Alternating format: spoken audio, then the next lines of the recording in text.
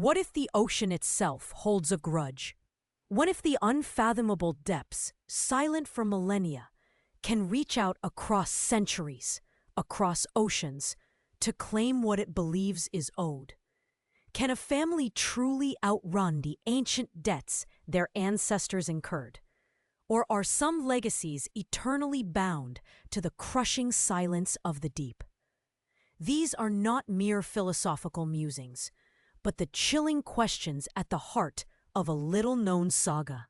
Hidden in the crags and mist of America's eastern seaboard, a story whispered only in the deepest shadows of Port Fairhaven, Maine. For generations, the Blackwood family of coastal Maine has grappled with an insidious affliction, a recurring madness and maritime demise. Their ancestral legacy, a chilling secret woven into the very fabric of the Atlantic, now demands its due. In Port Fairhaven, a desolate fishing village clinging precariously to the rugged coast, salt-weathered homes lean against the relentless Atlantic winds, their clapboard walls groaning with the weight of generations. Rusting lobster traps litter the docks, tools left where they last dropped, while the persistent cry of gulls echoes through empty streets, sounding less like birds and more like the mournful whispers of those who never returned from the sea. A profound, almost suffocating silence permeates the air, broken only by the distant rhythmic crash of waves against ancient, unyielding rock. The town itself is a forgotten relic, a place where time seems to have slowed, preserving the decay and the pervasive sense of a past that refuses to fade. The Blackwood family, the last descendants of Captain Elijah Blackwood, once a famed 18th century privateer, are now confined to their crumbling ancestral home, its windows gazing eternally towards the unforgiving ocean.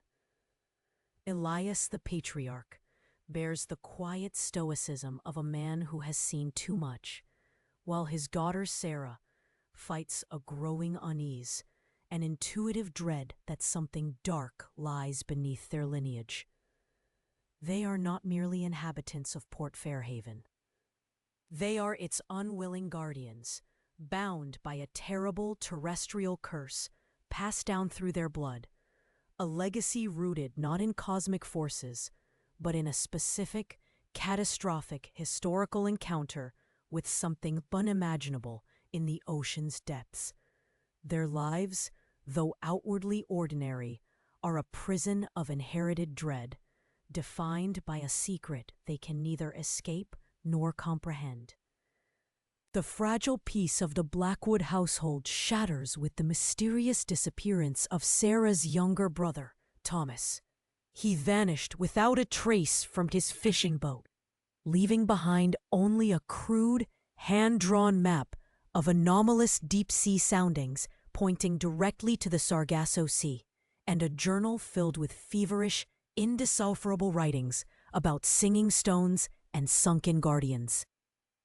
This latest loss, mirroring the ancestral disappearances that plague their family history, forces Elias and Sarah to finally break their code of silence.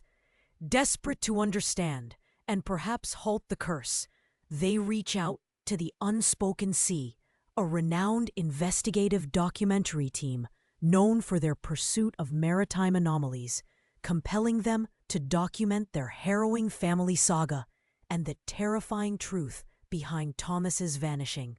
The family's central struggle becomes an agonizing race against time and an unseen, relentless force. Elias battles against the encroaching madness he recognizes from his forefathers, striving to protect his remaining child from the same grim fate.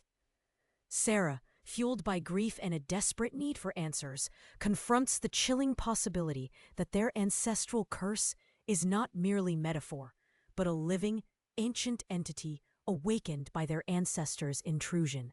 Their fight is not just for survival, but for the redemption of their bloodline.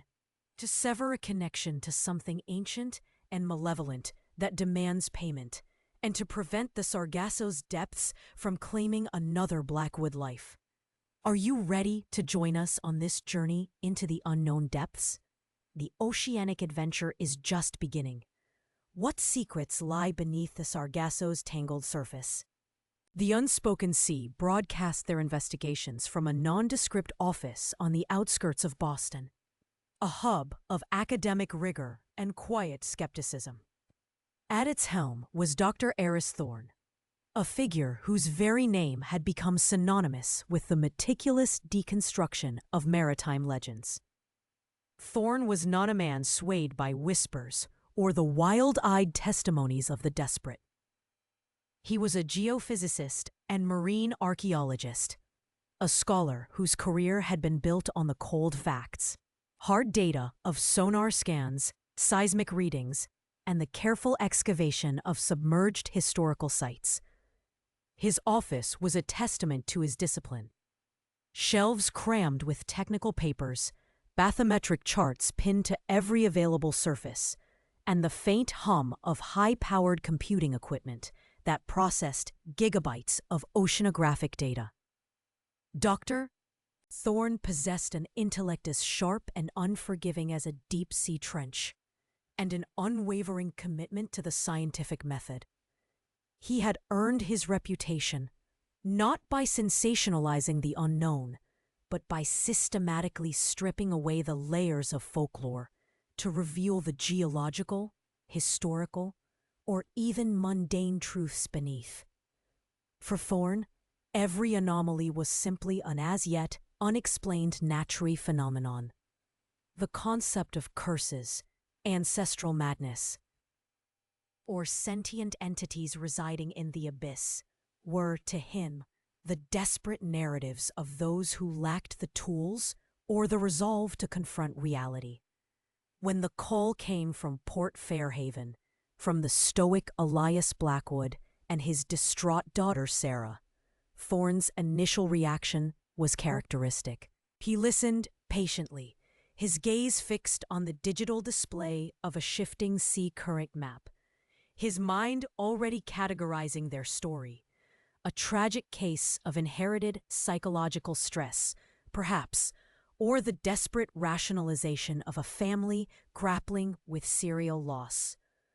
Thomas's crude map and journal entries were presented as evidence, but to Thorne, they were merely the ravings of a troubled mind, or perhaps the fanciful doodlings of a young man consumed by the very romanticized tales he was now trying to debunk. His team, hand-picked for their equally rigorous approach, echoed his sentiment. They were accustomed to chasing phantom lights and deciphering the garbled transmissions of superstitious sailors. Their modus operandi was simple: verify, quantify, analyze. If an underwater structure was detected, it was first identified as a geological formation. If a strange sound was recorded, it was attributed to marine life or seismic activity. Only after every conventional explanation had been exhausted, and with irrefutable empirical evidence, would Thorne even consider the extraordinary. Yet, there was something in Sarah's voice, a raw, unflinching conviction that transcended mere grief, that piqued a sliver of academic interest in Thorne. The Blackwood family's detailed, century-spanning chronicle of disappearances, each echoing the last with uncanny precision, presented a historical pattern, a data set, however anecdotal. It was not the supernatural claim that drew him, but the compelling consistency of the misfortune. Could there be a forgotten historical event, a specific navigational hazard, or a unique geological phenomenon tied to their ancestral legacy? He agreed to investigate, not out of belief in their curse, but out of a professional obligation to explore every conceivable angle. For Dr. Eris Thorne, the Sargasso Sea remained, as it always had, a region of immense oceanographic interest, a vast gyre of floating seaweed and perplexing currents. Its mysteries, he was certain, would yield to the relentless scrutiny of science, not to the fearful legends of a haunted bloodline. His journey would begin, as all his journeys did, with skepticism as his compass and data as his guide. The whispers of Port Fairhaven, more than just wind, carry the chilling history of generations. At its core lies the story of Captain Elijah Blackwood, an 18th century privateer. Once a maritime legend, his true legacy, the one that haunts his descendants, began not with glory, but with an unimaginable descent. It was 1768 when Captain Blackwood's ship, the Sea Serpent, veered from its usual course. Drawn by a phantom pull, he navigated into the Sargasso Sea. This wasn't merely a gyre of floating weed, but a place whispered about in hushed tones. A graveyard of lost ships, unnaturally still, yet teeming with unseen, ancient life. Into this oceanic heart of forgotten time, Elijah steered his vessel, propelled by an explorer's insatiable curiosity and a destiny he couldn't foresee. What they encountered there defied all known charts. Not land, not wreckage, but an impossible structure, rising from the abyssal sunlight, struggling through the Sargasso's perpetual algae, cast an eerie glow on intricate carvings predating any known civilization. This was no sunken city, no Atlantis, but something far more primal, a temple or a monument to a force long dormant. As the Sea Serpent drifted silently beside this impossible edifice, the crew reported hearing it. Not a sound carried by the wind, but a vibration resonating deep within their bones, a chorus of singing stones, a low, sustained hum, impossibly beautiful, yet unsettlingly alien, emanated from the depths. It bypassed the ears, weaving into the subconscious, stirring forgotten fears. Elias's family lore speaks of men seizing, eyes wide with terror and grotesque rapture, as this unseen symphony permeated their being. They were not merely hearing. They were experiencing a cognitive assault, a fundamental reordering of reality. Captain Blackwood, a man of iron will, was not immune. His journal entries from that period, now held in the Blackwood family archives, speak of a disquieting clarity, a forced awakening, accompanied by visions of unimaginable scale. He described not just stone, but an awareness, a consciousness permeating the water around them, a presence that had been waiting. This was their first contact, not with an artifact, but with an entity, a guardian older than time, disturbed from its aeons-long slumber. The encounter was not violent, but insidiously transformative, planting seeds of alien awareness within those who heard its song. This insidious seed, this imprint of the profound and unearthly, would forever bind the Blackwood bloodline to the Sargasso's terrifying secrets. What unwitting trespass did Captain Blackwood commit in those ancient waters? And how did this silent, singing sentinel of the deep lay claim to his lineage, reaching across centuries to draw his descendants back into the abyssal embrace? Dive with us into this unexplored abyssal world. The silence in the Blackwood home was not peace, but the heavy cloak of a newly opened wound.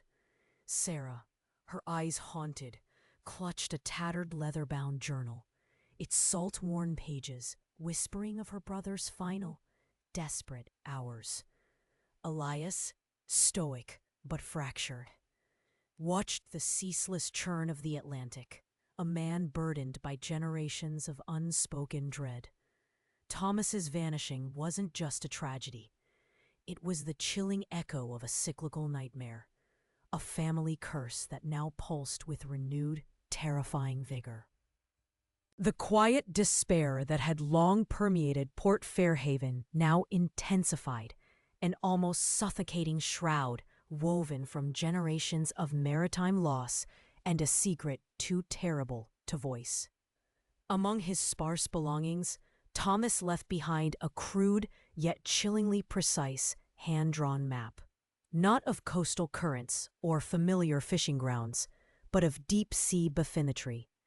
It was a cartography of the impossible, faint, almost imperceptible lines converging on an anomaly in the heart of the Sargasso Sea. Geometric patterns, unlike any natural formation, hinted at structure where only abyss should reign. This wasn't the work of a sane mind charting known waters. It was the fevered obsession of a man drawn by an unseen force towards an uncharted terror, a place where the ocean floor twisted into something unnatural, something that defied every known law of geology and marine science. What secret had Thomas stumbled upon in the vast, swirling gyre of the Sargasso? But it was the journal that truly unfurled the terror. Its pages, filled with a desperate, unhinged hand, spoke not of fish or fair weather, but of visions. Feverish scrawls detailed singing stones, a chorus echoing from the deepest trenches, a symphony of ancient, resonant frequencies that seemed to call from beyond the veil of human understanding. He wrote of sunken guardians, massive, shadowed forms rousing from aeons of slumber, their awakening tied to the Blackwood bloodline itself. Thomas's words painted a picture of an intelligence, primordial and immense, lying dormant beneath the waves, now stirring. Was this the encroaching madness Elias so feared? Or was it a terrifying, undeniable lucidity born of an unimaginable encounter? The family's desperate plea reached the Unspoken Sea team, compelling us to document their harrowing saga, to peer into the abyss of their inherited dread. Elias, his voice a gravelly whisper, finally broke the code of silence that had bound his ancestors. Sarah, her grief transmuted into a fierce resolve, laid bare the chilling possibility that their ancestral curse was not mere metaphor, but a living, ancient entity awakened by Captain Elijah Blackwood's intrusion centuries ago. We began to understand that Thomas hadn't just disappeared. He had been drawn, called by an ancient debt. Dive with us into this unexplored abyssal world as we follow the faint, unsettling cartography of Thomas's map and the chilling echoes of his final words. The Blackwood family's struggle was not merely against grief, but against a relentless, unseen force rooted in the very fabric of the Atlantic. The map and the journal were not merely clues. They were an invitation, a terrifying summons from the deep. But what unimaginable depths and what ancient demanding entity waited beneath the waves, poised to claim another Blackwood life? The truth, it seemed, was not just buried. It was singing, the Blackwood family's harrowing present. Rooted in the vanishing of young Thomas and the encroaching madness, compels us to cast our gaze backward through the roiling mists of time to the genesis of this chilling legacy. For generations, the name Captain Elijah Blackwood has been whispered in the salt-laced air of Port Fairhaven, not merely as a celebrated privateer of the 18th century, but as the unwitting architect of his lineage's doom. His daring voyages across the tumultuous Atlantic, once legends of valor, now resonate with a darker, more ominous echo. What forgotten horror did this intrepid mariner unearth in the heart of the great ocean? A secret so profound it could tether a family to an eternal current of despair. Our investigation led us to weathered maritime archives, tucked away in the forgotten corners of New England's oldest libraries. Dust-laden logs, meticulously penned by Elijah's own hand, paint a vivid picture of a voyage unlike any other. In the spring of 1792, After a particularly brutal storm in the treacherous mid-Atlantic, his brig, the Serpent's Coil, found itself hopelessly adrift, pulled by an unseen current towards a region of the ocean that defied cartography, the Sargasso Sea. This vast, tranquil gyre, historically a graveyard for lost ships, became for Elijah Blackwood a gateway to an impossible truth. His logs, once filled with precise navigational data and sharp observations of the natural world, gradually devolve into frantic scrawls imbued with a growing sense of terror and wonder. It was amidst the suffocating calm of the Sargasso, surrounded by an endless tapestry of golden-brown sargassum weed, that the unthinkable occurred. Elijah's final entries describe a shift in the water itself, a luminescent glow emanating from the depths, followed by the appearance of impossible geometry beneath the waves. Not wreckage, not natural formation, but something deliberate, ancient, and undeniably alien. He wrote of cyclopean structures of black stone, walls that seemed to hum with a low, resonant frequency, and intricate carvings that defied any known earthly art. This was no mere ruin. It was a place of power, a submerged monument to an unknown civilization, or perhaps something far older and more primal. The discovery, far from being a moment of triumph, marked the turning point.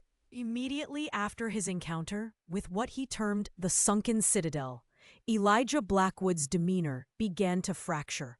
His crew, too, exhibited unsettling changes, fits of irrational fear, vivid hallucinations, and a profound collective melancholy that clung to them like the sea mist. Many perished on the return voyage, not from storms or illness, but from a mysterious wasting sickness, their minds unraveling long before their bodies succumbed. Elijah himself returned a changed man, haunted by visions, plagued by an unshakable dread, and muttering about singing stones and guardians of the deep that had awakened. The initial prosperity of the Blackwood line quickly curdled. Subsequent generations found themselves inexplicably drawn back to the Sargasso, whether by conscious desire or an unseen compulsion. Each voyage brought a new wave of madness, a new disappearance, a new payment extracted by the depths. This wasn't just a curse, it was a pact, an ancient debt initiated by Captain Elijah's intrusion. The question that hangs over Port Fairhaven, over the very fabric of the Blackwood lineage, is not merely what he found, but what found him in return. What entity, what intelligence, what forgotten horror did Captain Blackwood truly awaken in the serene yet terrifying heart of the Sargasso Sea? In Port Fairhaven, the air grew heavy, pressing on the ancient Blackwood home. Elias's stoicism cracked, revealing raw fear. His eyes, once resolute, flickered with haunted light. Past whispers became a cacophony, merging with the ocean's crash. He spoke of cold emptiness, a low, resonant thrum emanating from his core, the same sound his forefathers heard before darkness claimed them. The hereditary madness, a shadow across generations, now clearly reached for him. Sarah watched her father retreat into his mind, his terrifying transformation mirroring journal accounts of ancestral descent. Desperate, grieving Thomas and needing to protect Elias, she scoured her brother's room.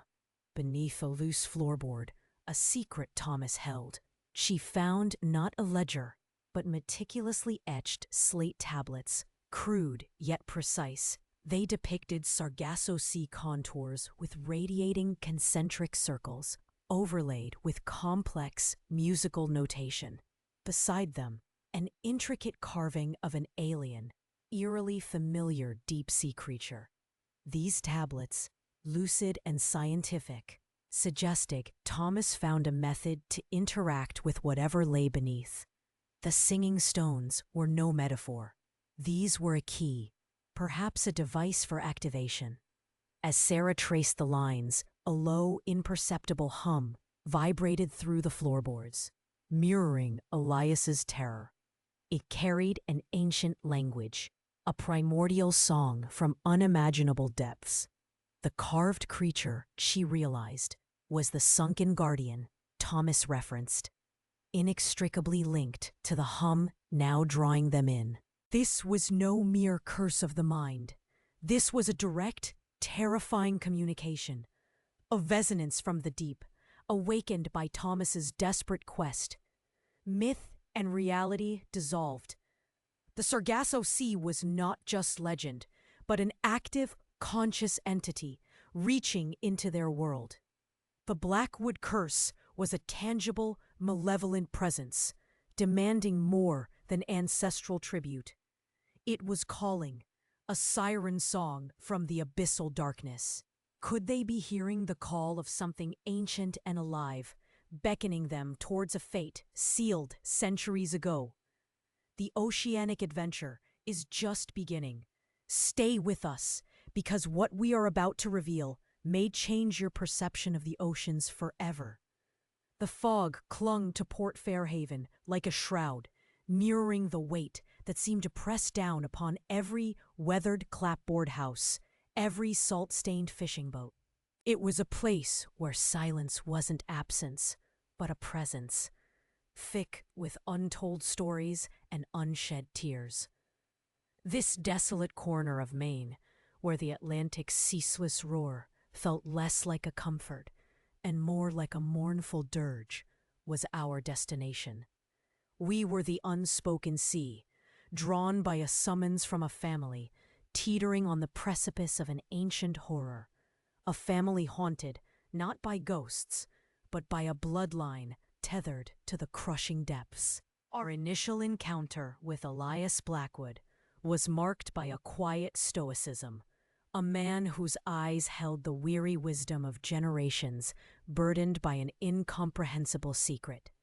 His daughter, Sarah, presented a more urgent desperation, a desperate fire in her gaze that spoke of a love for her vanished brother Thomas and a chilling premonition of what awaited them.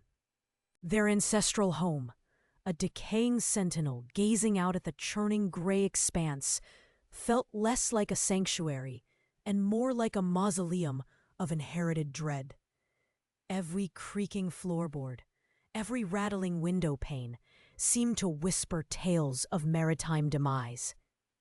They laid before us the few remnants of Thomas's final days, a tattered, oil-stained journal and a crudely drawn map scored with trembling lines. The journal entries were a descent into a feverish obsession, fragments of a mind grappling with something utterly alien. Thomas wrote of singing stones, of voices from the deep that resonated not with sound, but with an intrinsic pull, a magnetic, almost spiritual frequency.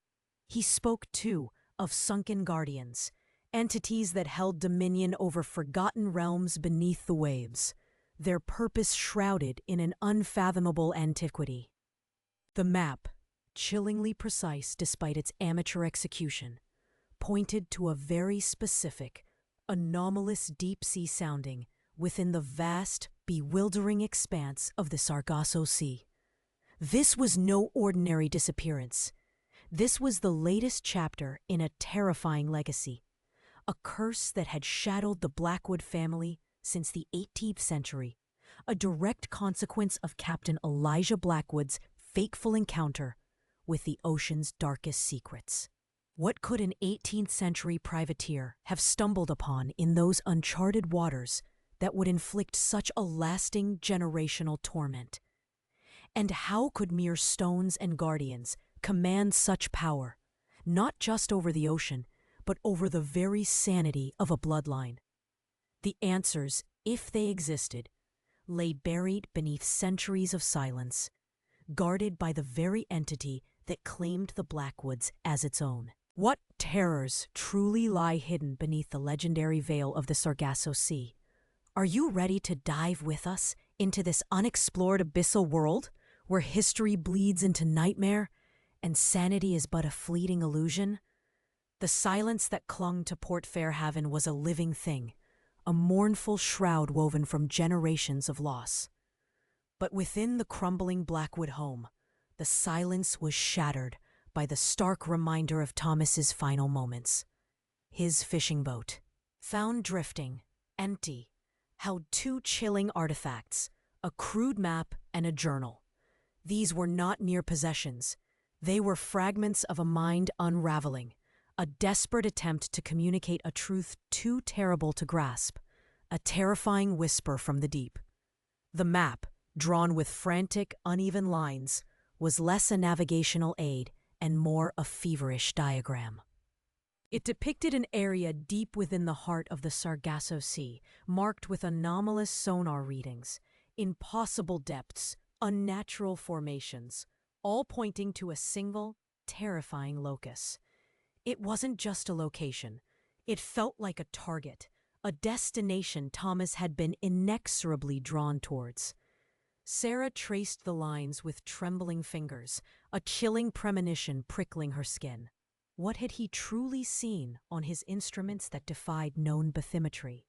What profound anomalies could compel such a solitary voyage into that infamous, weed-choked expanse, a place where ships vanished, swallowed by legend? Then there was the journal, its pages, filled with handwriting that grew progressively more erratic, spoke of whispers carried on the currents, of visions that seeped from the deepest abysses.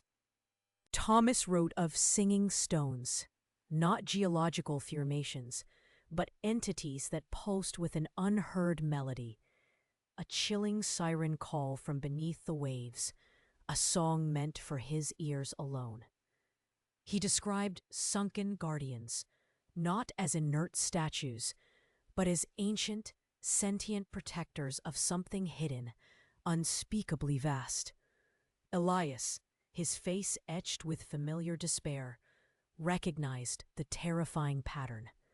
Similar phrases, eerily similar obsessions, had appeared in the fragmented writings of his own grandfather and his great-grandfather before their own inexplicable disappearances into the insatiable maw of the sea. The Blackwood Curse was not just a historical tragedy. It was a recurring nightmare, a chilling blueprint of madness passed down through blood, now replaying with terrifying precision. The Unspoken Sea team, drawn by the Blackwood's desperate plea, found themselves staring into an abyss far deeper and more unsettling than any ocean trench. Our lead maritime historian, Dr. Eris Thorne, a man dedicated to unearthing the Atlantic's submerged secrets, sifted through Thomas's journal. Its contents resonated with obscure maritime folklore, fragmented accounts from the age of sail, whispered tales dismissed as fever dreams of shipwrecked sailors. But here, these wild visions were coalescing, driven by the chilling reality of Thomas's vanishing. Our own meticulous analysis, cross-referencing global sonar databases with Thomas's crude markings, began to reveal faint, almost imperceptible echoes in the very region he had marked, anomalies too significant to be natural, too precise to be coincidence, suggesting a hidden structure beneath the waves. Could Thomas have stumbled upon something real? Something ancient and terrible? Long forgotten, yet still active? Or was this merely the latest manifestation of a hereditary delusion? A psychological burden passed through generations, culminating in a tragic, self-fulfilling prophecy orchestrated by a family's inherited madness. The line between an ancient truth and a descent into the deepest recesses of the mind blurred with every turn of the journal's page. Are we witnessing the echoes of a collective trauma or the insidious whispers of an entity patiently waiting for its time to rise? Dive with us into this unexplored abyssal world, for the oceanic adventure is just beginning. What song did those stones sing? And what do the sunken guardians truly protect? Dr. Aris Thorne, a man whose life work had been to chart the unseen sonic landscapes of the abyssal plain, now pored over Thomas Blackwood's hastily scribbled notes. The very air in the Blackwood home felt heavy, thick with generations of unspoken dread. But Thorne found himself drawn not to the chilling tales Elias recounted, but to the tangible, a worn, salt-stained journal. Its pages were filled with desperate, almost frantic handwriting, charting not just depths, but an escalating descent into obsession. Singing stones, Thomas had scrawled repeatedly, alongside intricate, non-Euclidean patterns that seemed to pulse with an unseen geometry. At first, Thorne dismissed them as fever dreams, the product of a mind teetering on the edge of the inherited madness Elias spoke of. Yet beneath the chaotic lines, there was a meticulousness, an underlying logic that belied mere delusion. Thomas had not simply imagined these sounds. He had attempted to document them.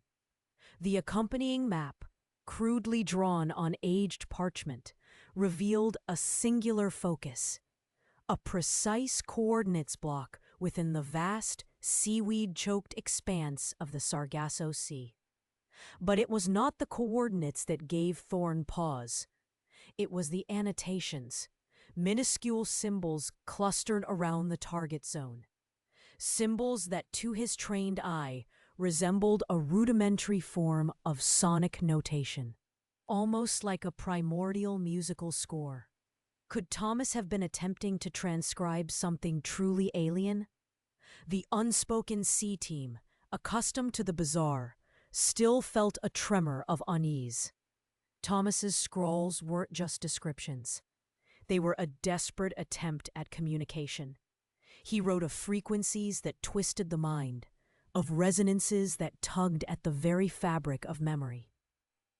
His final entries spoke less of discovery and more of a terrifying reciprocal awareness. He wasn't just finding something. Something was finding him.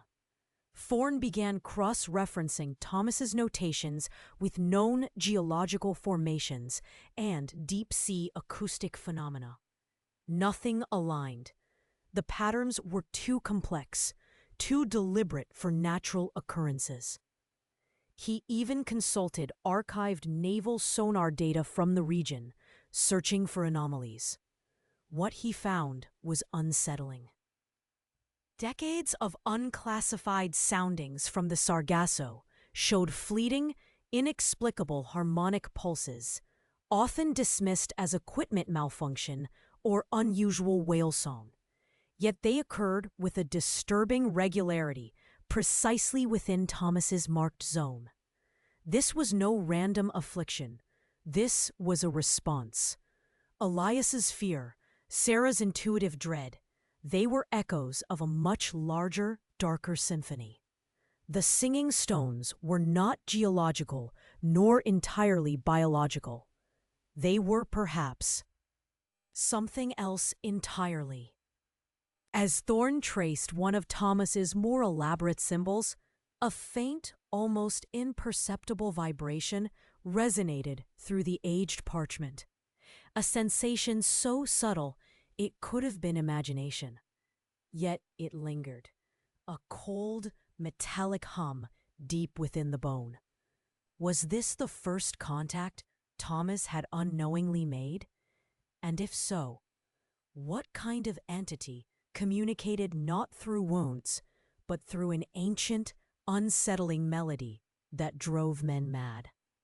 Elias's warning echoed in the quiet room. It demands its due. What exactly had Thomas awoken, or worse, summoned from the depths with his relentless pursuit of the Sargasso's secrets?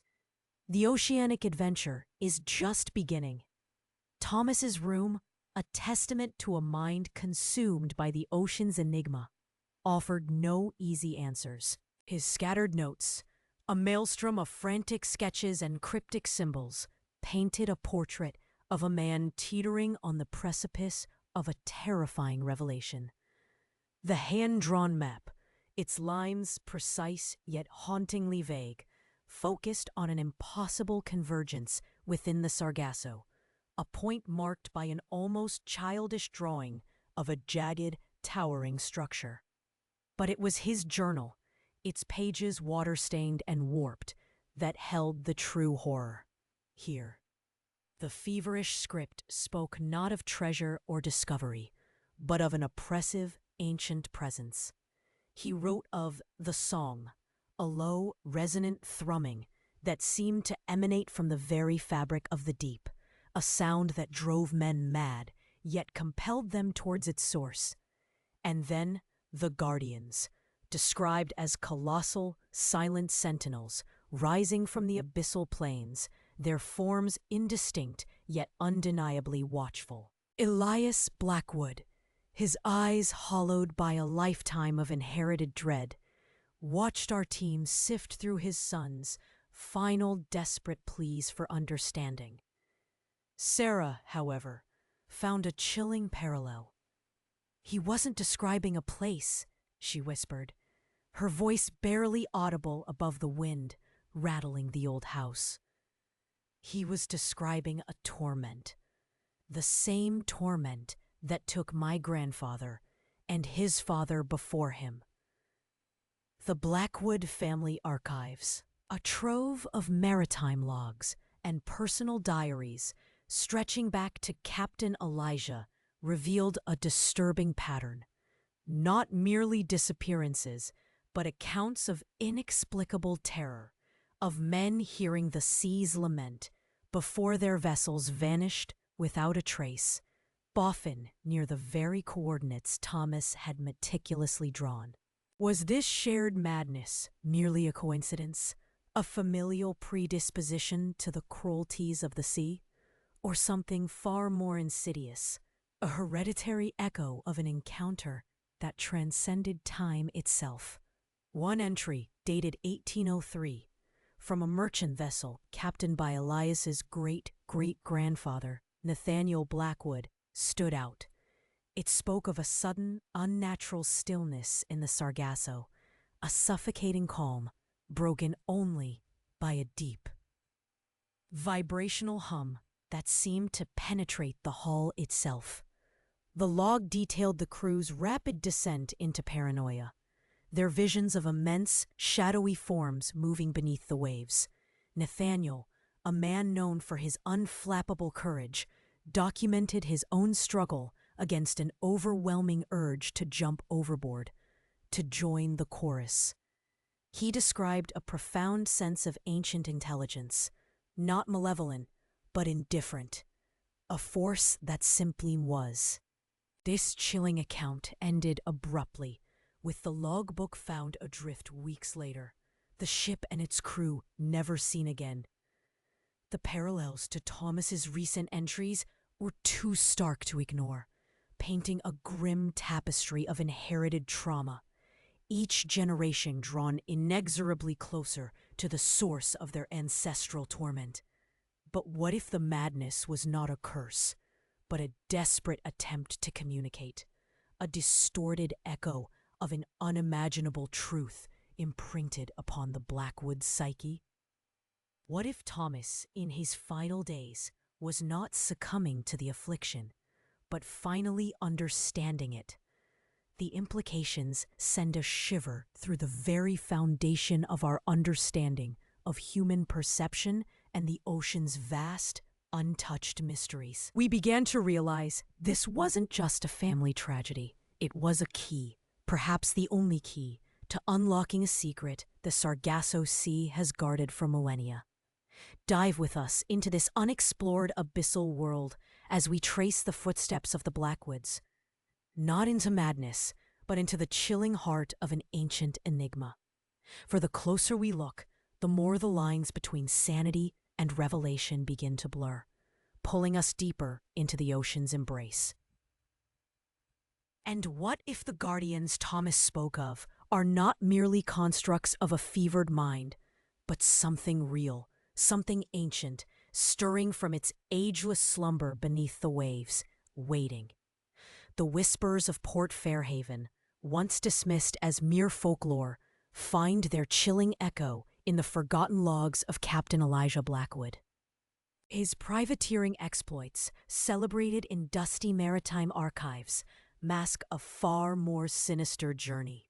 One that began not with gold, but with an encounter in the very heart of the Sargasso Sea. It was here, amidst the tangled golden weed and unsettling calm, that the initial thread of the Blackwood family's torment was woven. In the spring of 1793, Captain Blackwood's brigantine, the Sea Serpent, was becalmed for weeks in the infamous region. A vast expanse of ocean, known then, as now, for its strange currents and eerie stillness. Forced to wait for a breath of wind, the crew began to notice anomalies. Not just the usual flotsam of the Sargasso, but massive, unnaturally smooth stones, their surfaces bearing faint, almost imperceptible etchings. Stones that, according to Elijah's own meticulous, yet increasingly frantic journal entries, seemed to hum. A low, resonant thrum that permeated the very hull of the ship, burrowing into the minds of the men. This was no ordinary discovery of a forgotten wreck. Elijah, a man of iron will and sharp intellect, described an architecture emerging from the depths. Not wood, not coral, but something alien, colossal, and undeniably ancient. He wrote of structures that defied known engineering, of dark, smooth surfaces that absorbed light. Sailors, once hardy and pragmatic, spoke of a singing in the water, a siren call not of beauty, but of madness. Elias Blackwood, poring over these ancestral notes, finds chilling parallels to Thomas's own fragmented writings about singing stones. Could the same insidious melody have driven them both to the edge? Elijah's journals detail the first signs of the curse's physical manifestation. Men, once strong, grew gaunt, their eyes hollow. Some spoke in tongues, others simply stared blankly at the unending horizon, before one by one slipping over the side, drawn by an invisible current. The deaths were not accidental. They were drawn, compelled. Elijah himself, a rational man, began to document a growing dread within himself, a gnawing obsession with the submerged structures, coupled with a terrifying premonition of their vengeful power. He spoke of an ancient intelligence roused from millennia of slumber, disturbed by their presence, and now demanding recompense. The journey back was a harrowing descent into collective delirium. Fewer men returned than sailed, and those who did carried a shadow in their eyes, a deep-seated madness that would plague their descendants. The first Blackwood madness, the true genesis of the curse, began here, a direct consequence of breaching a forbidden sanctuary in the Sargasso Sea. Elijah, upon his return, was a changed man, haunted, obsessed, yet unable to articulate the full horror he had witnessed. He sealed his journals, locked away the truth, hoping to bury it with himself. But some truths refuse to be buried. Some debts demand to be paid, generation after generation. What forbidden knowledge did Captain Blackwood truly uncover? And what ancient pact was unwittingly forged that day in the Sargasso's heart, condemning his bloodline for centuries to come? The suffocating silence of Port Fairhaven, once a melancholic backdrop, began to twist into something far more sinister within the Blackwood home. It was not merely the weight of generations of loss, but a new, almost predatory stillness that settled in the air, broken only by the distant, ceaseless groan of the ocean. Elias, once stoic, now moved with a palpable tremor in his hands, his gaze often drifting past Sarah, fixed on unseen horizons. The madness that had claimed Blackwood men for centuries was no longer a whispered legend. It was a shadow lengthening across their living room, its tendrils wrapping around Elias's mind. Sarah watched, helpless and horrified, as her father's decline accelerated. His dreams became waking nightmares, filled with the crushing pressure of the deep, the faint, disorienting echo of unseen voices, and the chilling sensation of ancient eyes watching from the abyss. He spoke in fragmented sentences of singing stones, not the melodious tones of a siren, but a dissonant, grinding hum that vibrated through the very bones of the house. Particularly when he mirrored Thomas's journal, now an object of both obsession and terror. These were not mere delusions. They were sensory assaults, shared whispers from a dimension beyond human comprehension, pulling at the frayed edges of his sanity. The lines between his reality and the oceanic depths began to blur, then shatter. One evening, a chilling manifestation pierced the fragile veneer of normalcy. As a storm raged outside, mirroring the turmoil within, Elias began to transcribe strange symbols onto the dusty pages of an old family ledger. Symbols eerily reminiscent of those crudely sketched on Thomas's map. He spoke of the Guardian's Call, a low, resonant frequency that he claimed only Blackwood blood could perceive, a call that promised ultimate clarity or ultimate oblivion. His eyes, usually clouded with sorrow, gleamed with an unsettling lucidity, as if some alien intelligence now peered through them. He was not just hearing the Sargasso, he was becoming its unwilling conduit. This wasn't just a mental breakdown, it was an invasion, a direct communication from the entity Thomas had described, a physical and psychological infiltration that left Elias gasping for air, clutching his head, yet compelled to continue his arcane scribblings. The air in the room grew heavy, tasting of salt and something metallic, something ancient. Sarah felt a cold dread, a primal instinct screaming at her to flee. Yet she stood transfixed, bearing witness to a legacy of terror unfolding before her very eyes. Her father was disappearing, piece by piece, into the maw of a mystery centuries old. Are you ready to uncover the secrets of the deep? What ancient secret, slumbering in the Sargasso's depths, could exert such dominion over a bloodline, across generations, across oceans? And what would it demand next from the last of the Blackwoods? The whispers of the sea, once a comforting lullaby to the residents of Port Fairhaven, have, for generations, been a prelude to terror for the Blackwood lineage. Thomas's journal, a desperate scrawl against the encroaching madness, speaks not only of a map leading to the Sargasso, but of singing stones, an enigmatic phrase, yet one that reverberates with a chilling resonance, echoing through centuries of maritime folklore and forgotten scientific inquiries. Are these mere poetic ramblings of a troubled mind, or do they point to an objective, horrifying reality beneath the waves? Our investigation led us down an unexpected tributary of historical accounts, far removed from the Blackwood family's direct lineage, yet eerily connected. Records from the late 19th century, unearthed in the archives of various oceanographic institutions along the North Atlantic coast, spoke in hushed tones of peculiar acoustic phenomena reported by mariners traversing the Sargasso. Not the groaning of ships, nor the cries of gulls, but deep, sustained hums, and complex, almost melodic reverberations emanating from the abyss. Fishermen, whalers, and even early transatlantic cable layers documented these sounds, often attributing them to vast, unknown marine life or geological anomalies.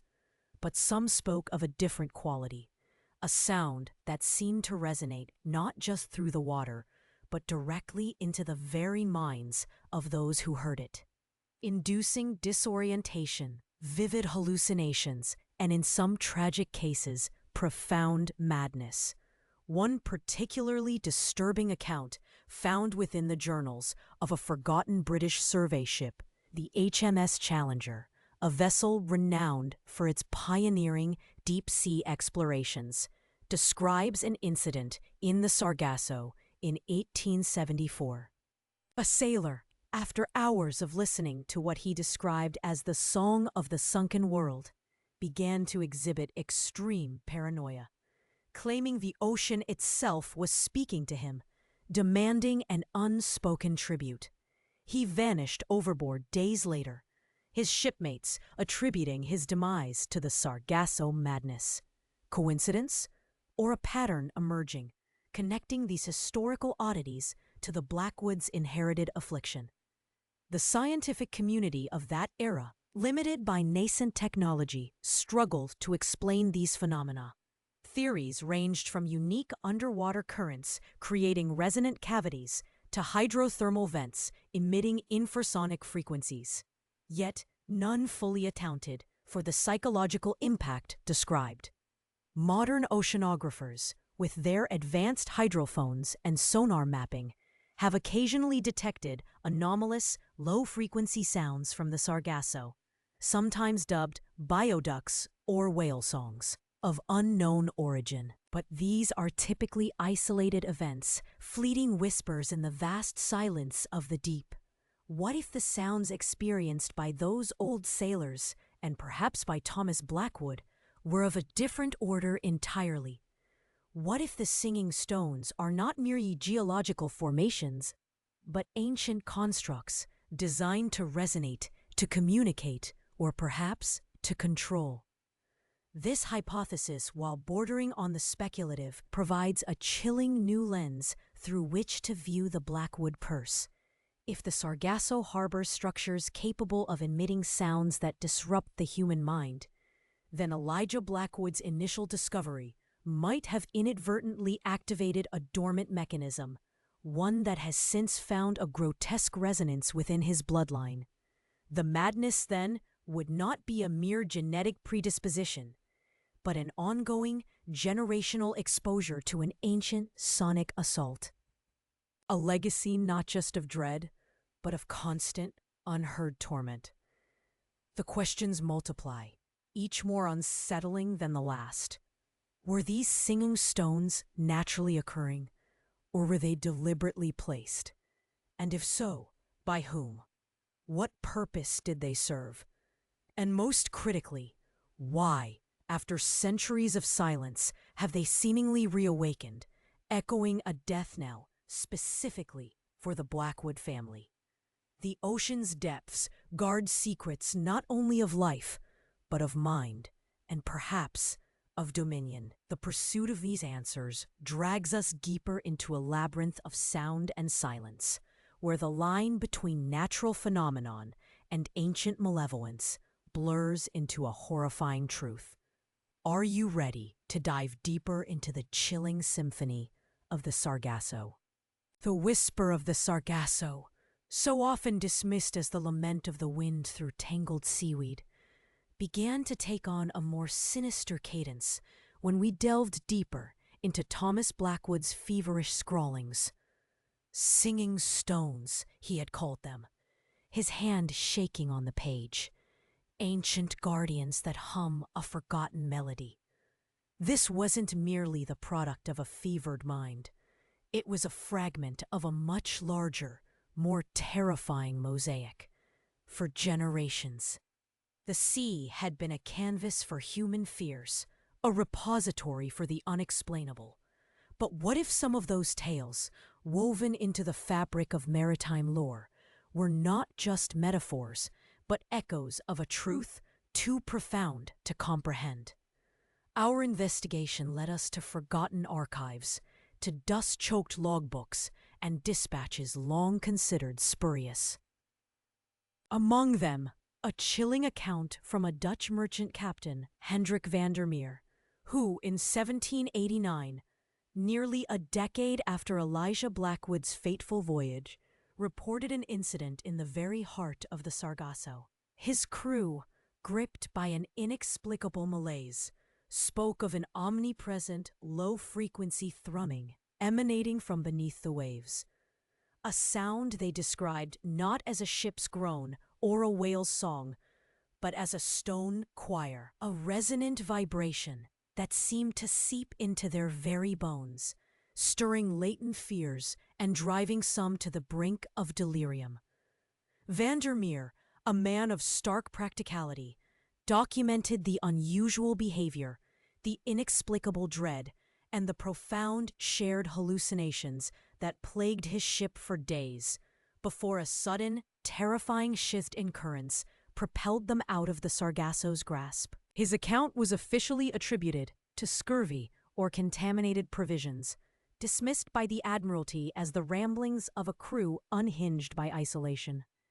Yet, the chilling parallels to Thomas's journal, to the ancestral madness that had gripped the Blackwood line for centuries, were undeniable. This was not an isolated incident. More reports, scattered across centuries and languages, began to surface. A Spanish brig in 1650, its crew found dead, bodies intact. Eyes wide with horror, the only clue a strange rhythmic vibration described by the single survivor as the pulse of a buried titan. A lost American whaler in 1823, found drifting empty, save for a single, crudely carved effigy of a faceless, monolithic figure clutching a radiating stone, its surface vibrating with an unseen energy, echoing the very essence of Thomas's singing stones. These were not legends from coastal villages, but official, if suppressed, reports from hardened mariners. The paradox grew heavier with each discovery. If Captain Elijah Blackwood had discovered something, then why did the Sargasso already seem to possess a malevolent influence, documented by others, sometimes centuries earlier? Was the Blackwood curse merely a unique and terrifying manifestation of a pre-existing ancient power that had always resided in those mysterious depths? Or had Elijah's intrusion merely reawakened something that had merely slumbered, its ancient song, a siren call to those whose bloodline now resonated with its forgotten frequency? The line between discovery and trespass blurred, a chilling question echoing across the centuries. Could the Blackwood family's torment be less about a singular event and more about a sustained, terrifying interaction with an entity that had been claiming victims long before their ancestor ever charted its dark currents? The silence of Port Fairhaven, once a refuge, now felt like a shroud tightening around Elias and Sarah as the chilling fragments of Thomas's journal continued to surface. Each indecipherable scroll, each frantic sketch of impossible geometry. The Blackwood family's archives, a dusty collection of brittle letters and salt-stained logbooks, hinted at a voyage unlike any other, a detour into the inexplicable that sealed their fate. Elias, his voice a low, gravelly whisper, recounted tales passed down through generations, stories of a calm that descended upon Elijah's ship in the Sargasso's heart, a stillness so profound it felt unnatural, as if the very ocean held its breath. It was there, amidst the unending golden expanse of Sargassum weed, that their ancestor reportedly stumbled upon not just a ruin, but a presence, a series of ancient, colossal stones, partially submerged, pulsing with a faint, otherworldly luminescence, their surfaces not carved, but grown, organic and alien, were the singing stones Thomas had scrawled about, their silent melody a siren call through the water. Elijah, a man hardened by storms and battle, was said to have been drawn to them, compelled by an invisible force. His logbook, its ink faded but still legible, spoke of an unholy resonance emanating from the depths, a soundless vibration that settled in the very marrow of his bones. It was not a sound in the ear, but a pressure in the mind, a chorus of whispers that promised both forbidding knowledge and unimaginable horror. This was the first contact. Not with an entity in flesh and blood, but with an ancient intelligence communicated through the very fabric of the deep. What began as curiosity swiftly transformed into a terrifying understanding, a communion that shattered the fragile boundaries of human perception. The log entries grew more erratic, the captain's hand shaking, his prose dissolving into maddened outbursts. He described not just seeing, but feeling the vastness of something incomprehensible stirring beneath the weed, something that had slumbered for eons.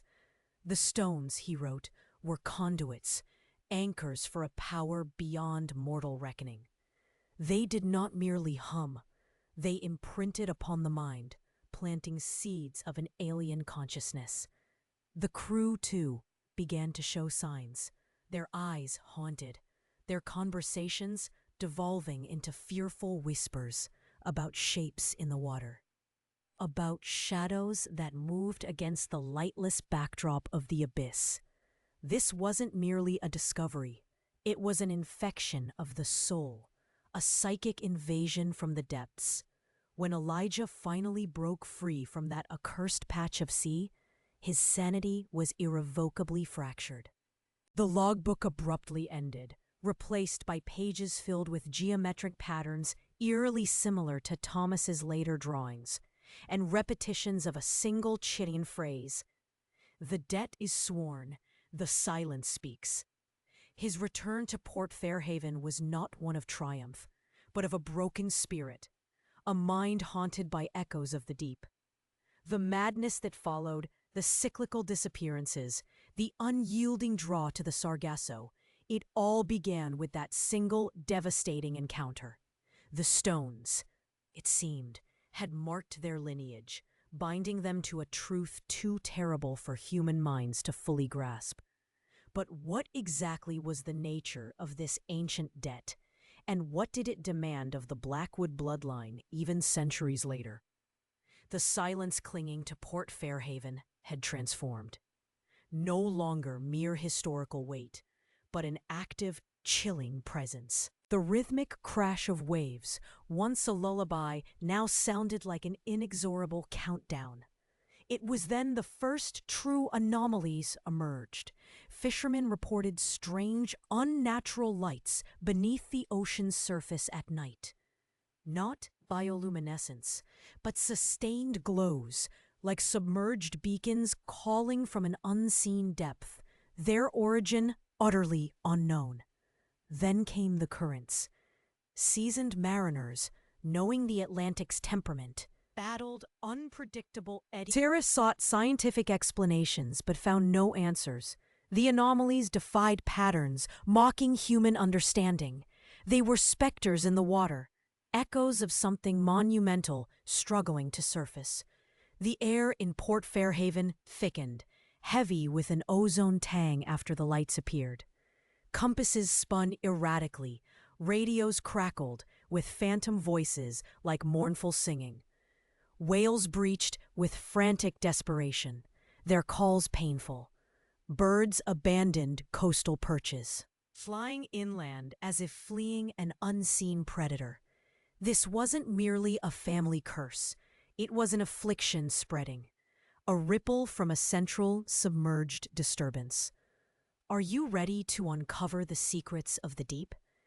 What if these anomalies are not isolated, but tendrils of a vaster, malevolent influence from the Sargasso, testing its ancient prison.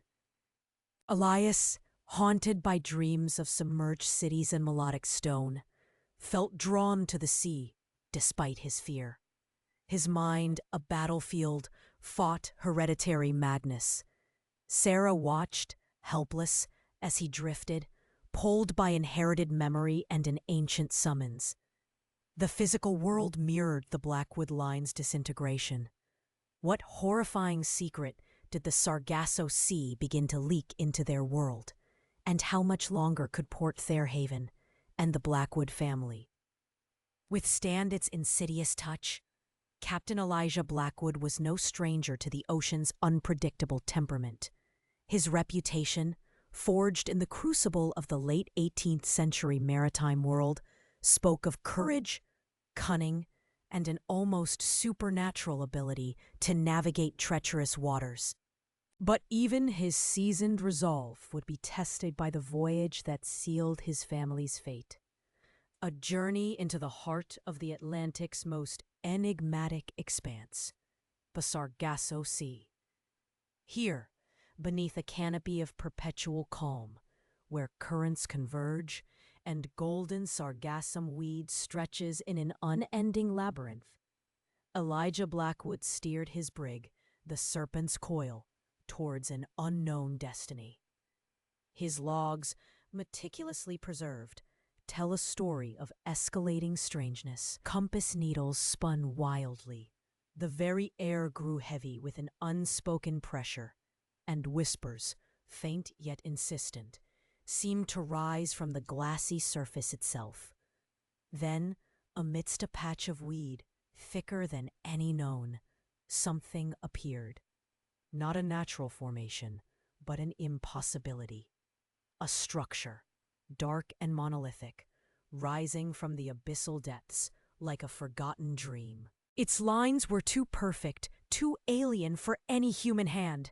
Its material unlike any known stone.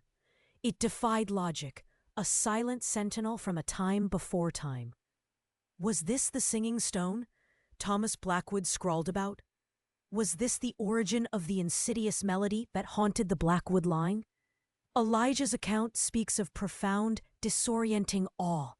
He described intricate geometric carvings pulsing with a faint inner light, and colossal, eyeless figures carved into the edifice, figures that watched with ancient, terrifying stillness. These were not statues. They were guardians, imbued with a palpable, chilling presence. What ancient civilization could have crafted such a thing, in a place so hostile to life, so far from human reach? This submerged colossus shattered every known boundary of history and human endeavor. The captain's initial impulse, driven by curiosity, was to explore. He sent divers down, men who returned not with treasures, but with haunted eyes and the first symptoms of the insidious madness that would plague their lineage. They spoke of a sound, a low, resonant thrumming that vibrated not just through the water, but through their very bones. A sound that carried a voice older than thought, weaving itself into the fabric of their minds. This was no ordinary discovery. It was an encounter with something primordial. A presence that imprinted itself upon the consciousness of those who dared to trespass. What precisely did Captain Blackwood and his crew bring back from that impossible place? Was it merely a memory, a sound, a vision that poisoned their minds? Or did something tangible, something malevolent and utterly alien, latch onto the Serpent's Coil, embedding itself within the Blackwood lineage, demanding an eternal, terrifying tithe? The answer, etched in the depths of human folly and the unfathomable mysteries of the Sargasso, would forever redefine their very existence. Join us as we prepare to confront the ultimate truth of their desperate inheritance. The air in the Blackwood home had grown thick. palpable with the unspoken dread that clung to Elias like the salt spray to the ancient glass of their windows. Sarah watched her father, his eyes glazed with a distant, haunted look, his hands trembling as he clutched a worn, leather-bound journal, Thomas's last record. The whispers of the house, once mere creaks and groans, seemed to coalesce into something more coherent, a low, resonant hum that vibrated not just in the floorboards, but deep within the very bones of those present. The investigative team from the Unspoken Sea, their cameras trained, their faces etched with a mix of academic curiosity and mounting unease, felt it too, a subtle shift in the atmospheric pressure, a strange chill that defied the ambient temperature. Then it began. Not a sound from the outside world, but from within the very fabric of the old house. A low, sustained tone, rising slowly, piercing the silence, yet seeming to emanate from nowhere and everywhere at once. It was a sound both alien and profoundly ancient, resonating with a frequency that vibrated through the sternum, blurring the edges of perception. Elias let out a guttural cry, his grip on the journal tightening to white-knuckled desperation. He began to speak, his voice not his own, but a fractured echo of a language long dead, words that seemed to spill from an abyss far deeper than any ocean trench. He spoke of the resonance, of the pull, of the guardians awakened. His mind, a fortress against generations of inherited terror, finally buckled. But it was not just Elias. Sarah gasped, clutching her head as a searing pain lanced through her temples. She could hear it now, distinctly. A chorus of voices, not human, but something vast, primordial, singing a melody of crushing pressure and infinite cold. It was the singing stones from Thomas's journal, manifesting not as physical objects, but as an unbearable sonic assault on the mind itself. The lights in the room flickered violently, then plunged into a near-total blackout, momentarily illuminated only by the frantic red blinking of the cameras. A chill so profound it felt like the very heat was being sucked from their bodies, permeated the room. Objects on shelves rattled, then a heavy book slammed to the floor, as if propelled by an unseen force. This was no mere madness. It was an echo, a resonance from the depths. An active demonstration of the entity's reach. The Blackwood curse was not a metaphor, nor a simple psychological inheritance. It was a tether, a line of descent directly connected to an intelligence, an ancient presence stirred from its aeons-long slumber. The question that had haunted them was no longer if the Sargasso held something unfathomable, but how profoundly that something could invade their reality, manifesting its will in the heart of their ancestral home. Had Captain Blackwood not merely discovered a temple, but inadvertently established a conduit, a doorway through which the abyss could reclaim its due?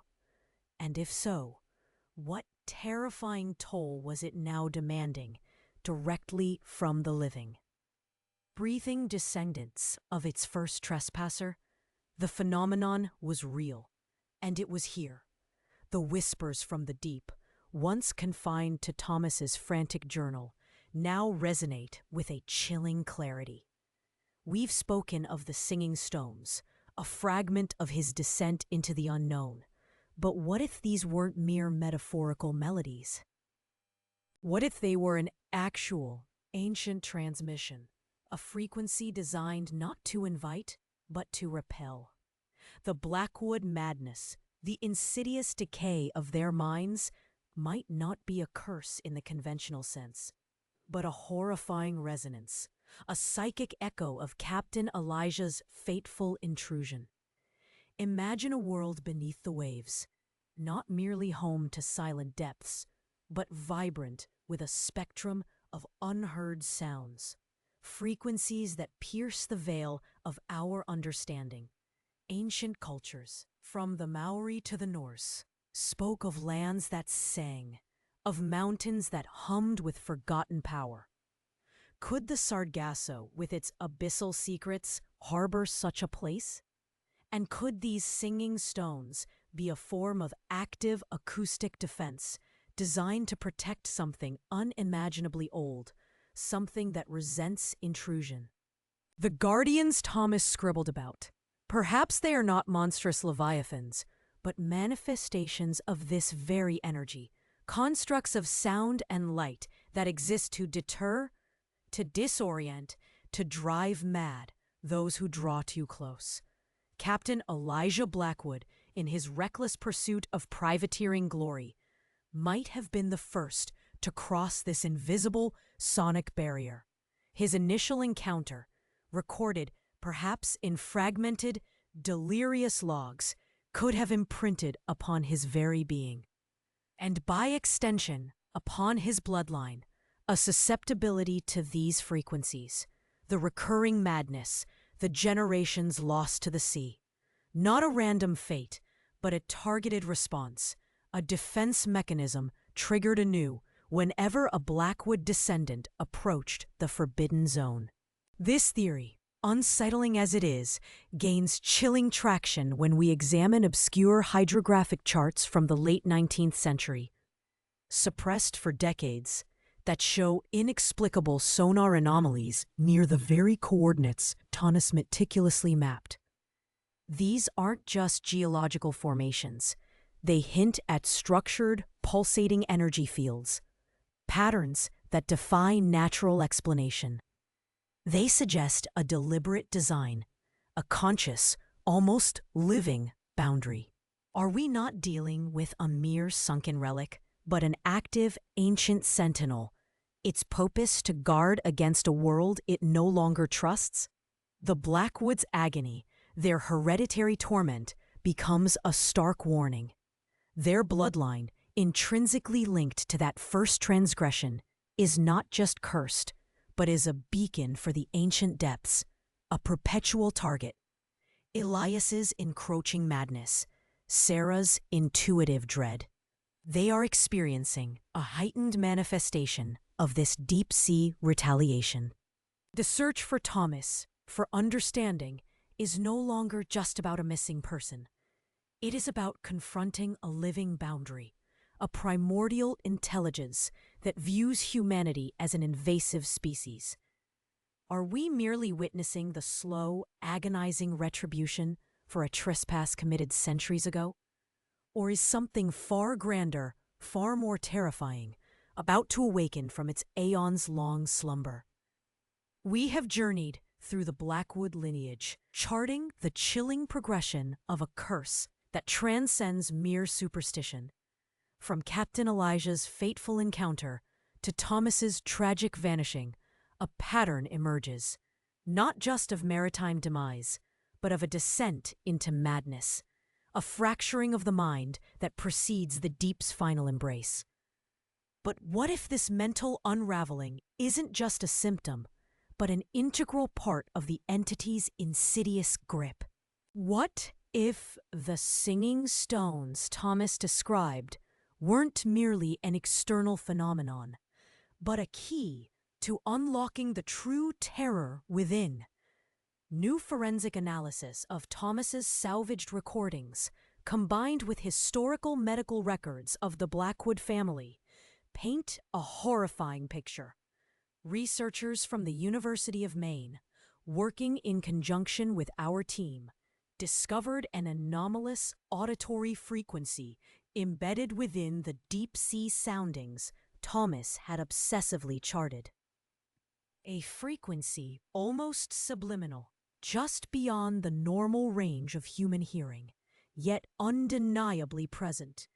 It's a low hum, interwoven with a complex pattern of resonant tones that seems to replicate the very brainwave patterns associated with extreme auditory hallucinations and profound psychological distress.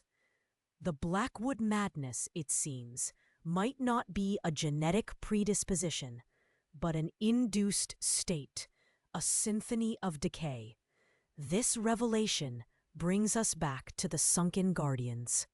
Could these not be physical beings, but the source of this sonic assault? Ancient, self-sustaining constructs that broadcast a frequency designed to dismantle the human mind, to lure, to subdue? The idea challenges our very understanding of life and intelligence. We are forced to consider a form of ancient sentience that operates not through physical force, but through a vibrational resonance, a melody of madness that whispers promises of the abyss. Elias, now isolated in the ancestral home, has begun to report fleeting auditory phenomena, faint echoes of what he describes as a chorus from the deep, a sound he dismisses as the onset of his own inevitable decline, but which we now recognize as a terrifying, undeniable echo of Thomas's own final days. The curse, it seems, is not merely a metaphor. It is a meticulously orchestrated assault. The question then becomes chillingly clear. If the Sargasso entity communicates through a song of madness, designed to draw its victims into its watery embrace, what happens when the last remaining Blackwoods, those bearing the very lineage of the first intrusion, begin to hear the call directly?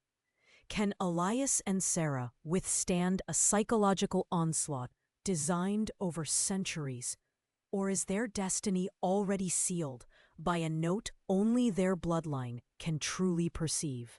The specialist, Dr. Eris Thorne, gestured towards a collection of ancient charts, their parchment brittle with age and seawater stains that seemed to mimic forgotten continents. For centuries, he began, his voice low but resonant, these accounts were relegated to the realm of sailors' superstitions. Whispers of phosphorescent currents that coiled with unnatural intent. Tales of ships caught in an impossible stasis, their very timbers groaning as if under a physical press. Their crews driven to an unspeakable madness by an unheard song that burrowed into the very marrow of their bones. He tapped a specific point on one chart, eerily close to the Sargasso's documented anomalies, a place marked by an archaic glyph, a circle bisected by a jagged line. But what if these were not superstitions, not the fever dreams of men lost to the sea, but observations? Early navigators, unlike us, perhaps lacked the scientific lexicon to describe what they truly witnessed. Not mere currents, but a living, pulsating field of energy, a consciousness, a will. He drew a stark, unwavering line between Captain Blackwood's known expedition route and a historical record of a colonial merchant vessel, the Sea Serpent, lost without a trace in the same enigmatic gyre almost a century prior. The logs of the Sea Serpent, recently unearthed from obscure archives, speak with chilling detail of an unusual harmonic resonance emanating from the abyssal depths, a sound that permeated the very timbers of the ship, twisting the minds of men into knots of terror and despair, before the vessel simply vanished, leaving no wreckage. This is where the historical meticulously intersects with the utterly impossible, the factual merging with the fantastical. Thorne connected this chilling account directly to Thomas's journal entries, those feverish scribblings about singing stones and the desperate, indecipherable pleas of dread guardians. What Thomas experienced, what the Blackwood lineage has endured for generations, is not a supernatural curse in the conventional sense, a magical hex upon their blood. No. It is a highly targeted, physiological response to an ancient defense mechanism. The sunken temple in the Sargasso is not merely guarded by passive structures. It is active, profoundly so, a sentinel force awakened to expel intruders. The room fell into an echoing silence, the raw weight of his words pressing down, heavier than any ocean current. Sarah's eyes widened with a horrifying yet undeniable realization. Elias, his face etched with a grim mix of dread and a dawning, terrible comprehension, finally saw the pattern, the cold, calculated logic behind their suffering. The family madness, the inexplicable disappearances, the relentless pull towards the deep. They weren't random misfortunes. They were the methodical attrition by a profound ancient intelligence, a patient force protecting its sanctuary. The curse, Dr. Thorne continued, his voice now a grave pronouncement, is in essence an immune response, a biological or perhaps even a consciousness-based rejection of those who repeatedly trespass upon an ancient, highly sensitive domain. Captain Blackwood did not merely discover a structure, he activated a dormant sentinel, a guardian of unfathomable antiquity, and the payment, generation after chilling generation, has been extracted in minds broken and lives swallowed by the insatiable deep. This was the chilling clarity Elias and Sarah had sought, yet it offered no comfort, only the terrifying scale of their predicament. Their ancestors were not cursed by an angry god, but by a precise, ancient intelligence that saw their bloodline as a perpetual debt.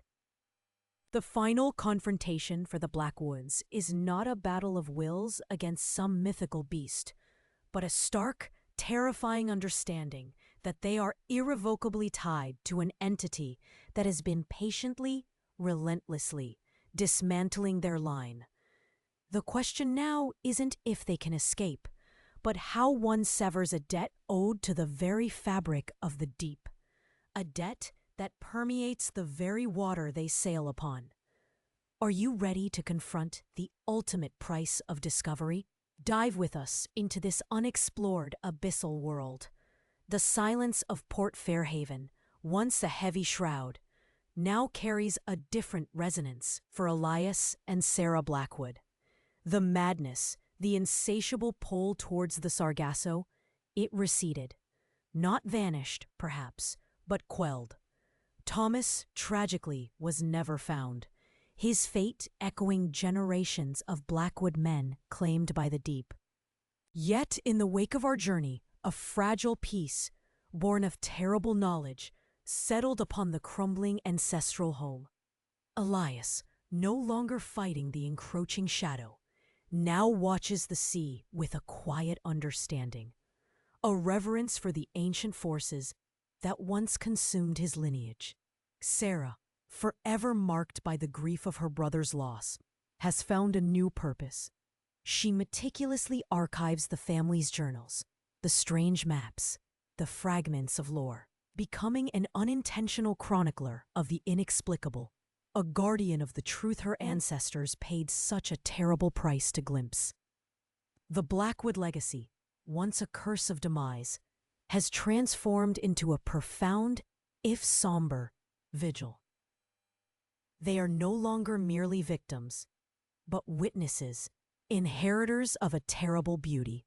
The sunken temple of the Sargasso Sea, glimpsed through the haze of a dying man's final vision, remains an elusive, terrifying promise. Our investigation did not provide blueprints or definitive proof, but it unearthed a tapestry of whispers, a convergence of myth and anomaly that challenges the very bedrock of our perceived reality. It redefined the very concept of a curse, transforming it from a mere superstition into a living, breathing consequence of ancient intrusion. The singing stones and sunken guardians are no longer the fevered ramblings of a dying man, but echoes of a truth far older than human memory, a truth that sleeps beneath the shifting currents of the Sargasso, stirring only when disturbed. What does it mean, then, for a family to be tied to such an entity? What unseen debts did Captain Elijah Blackwood incur, not just for his descendants, but perhaps for all of humanity? The ocean, vast and unknowable, holds more than just undiscovered species and geological wonders. It harbors forgotten histories, ancient sentinels, and perhaps intelligences that predate our very concept of civilization. This journey into the Sargasso, guided by the tragic thread of the Blackwood family, forces us to confront the profound arrogance of our exploration, the hubris of believing we are the sole masters of this planet. The deep does not merely hold secrets, it holds a memory, a consciousness that silently observes the fleeting dance of human endeavor on its surface. Are we truly alone in the vastness of the cosmos, or do forgotten civilizations, far below the churning waves, mock our terrestrial perspectives? What other ancient packs lie buried beneath the waves, forgotten by time but not by the ocean itself? The Sargasso Sea, a realm of strange currents and ancient secrets, continues its silent vigil, its depths guarding mysteries that resonate with the oldest myths of our world. The Blackwood family's terrifying truth is but a single, harrowing note in a symphony of unknown wonders and horrors that still await us. Join us as we continue to probe the shadows where history blurs into legend, where the known world ends and the truly extraordinary begins. Subscribe to the Unspoken Sea and dive with us into the abyssal unknown. For every answered question only illuminates a dozen more. The search for truth never ends, and ours is just beginning.